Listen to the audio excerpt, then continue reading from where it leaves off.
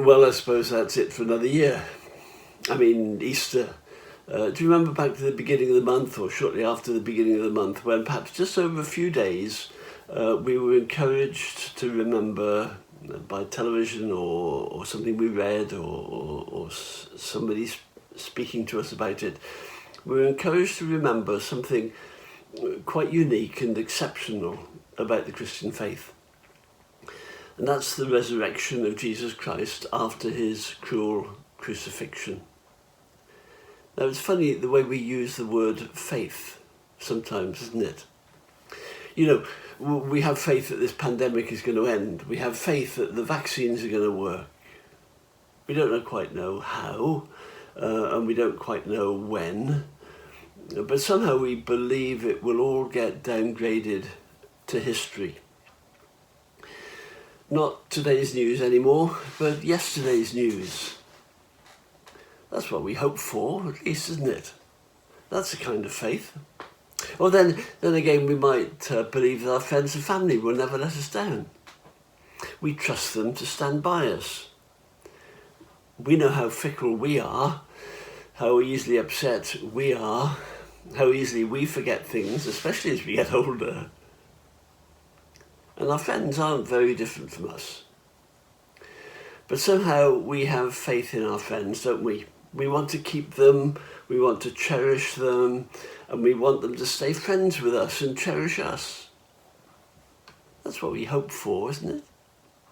That's a kind of faith.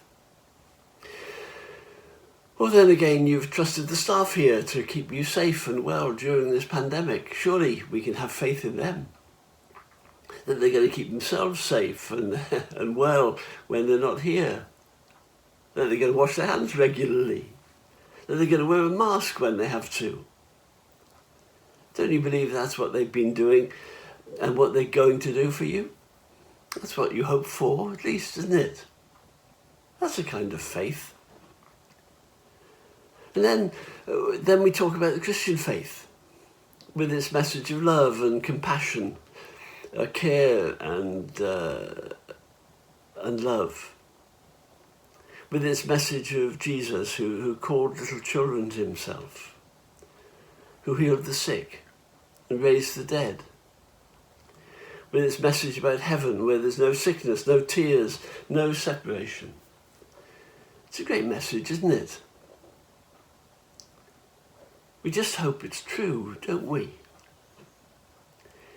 It's so easy to think that faith in these things is the same as the faith that we exercise in those other things. The end of the pandemic, our friends, our family, the caring staff. Well, these are all things we hope are true. But actually the Christian faith is a totally different type of faith. You see, we can't be certain about any of those other things. The pandemic might not be over in the summer. The vaccines might not be as effective as people hope. Our friends and family might let us down. They might disappoint us. Even the lovely staff of Upton Dean aren't angels, whatever they tell you. Of course they can be trusted, but can we be absolutely sure that they'll not fail us? The one thing that makes the Christian faith so different is that it isn't to do with the things we hope for, but things that are certain. The Bible uses the word hope a lot, but when it does, it talks about things that are certain, that we can confidently look forward to. And why can we be so confident about those things? It's because of the resurrection of Jesus Christ from the dead. Whatever doubts the disciples had after Jesus' death were blown away by his resurrection. Whatever doubts we might have about heaven should be blown away by the resurrection of Jesus. His resurrection proved he was uniquely who he said he was, the Son of God. His resurrection proves that his teaching was true. His resurrection proves his death was unjust. His resurrection proves that the power of God over death is greater than the power of death over us. His resurrection proves there is a heaven. His words to the dying thief were, "Today you shall be with me in paradise." You see, the Christian faith isn't like other faiths, which are much more like hopes. Hope that this will happen, but we can't be 100% sure. Hope that will happen, but we can't be 100% sure. But Christianity offers absolute certainty. So when we're invited to put our faith in Jesus, we're not just being asked to kind of hope for the best. We're not being asked to make what some people call a leap of faith. You can understand the picture, can't you? You're at the edge of a deep chasm in the ground, and you have to jump over the gap to get safely on your journey. You've got to believe you can make it to the other side, otherwise you'll end up at the bottom of the chasm.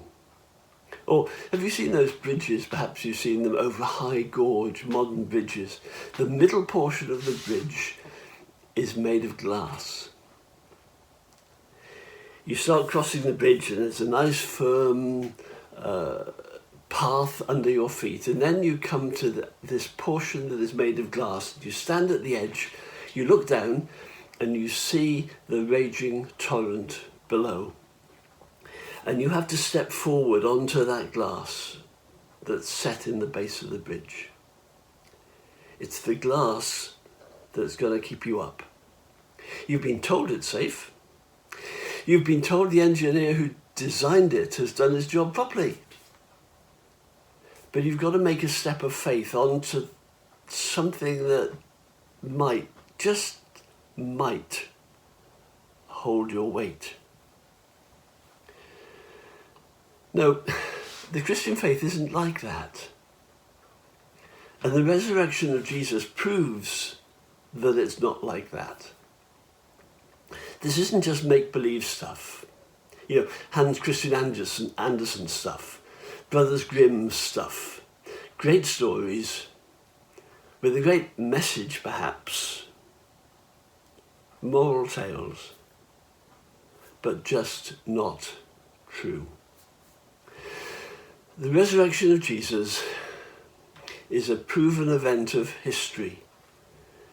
Jesus Christ, who died on a cross, literally and unquestionably rose from the dead.